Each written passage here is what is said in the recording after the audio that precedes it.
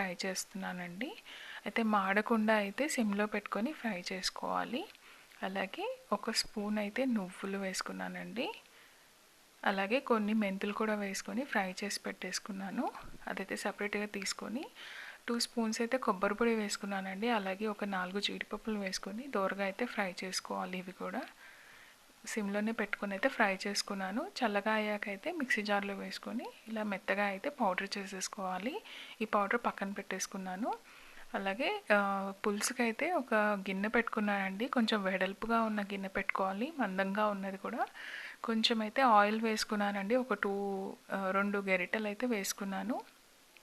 ఇక్కడైతే నేను హోల్ గరం మసాలా వేసాను.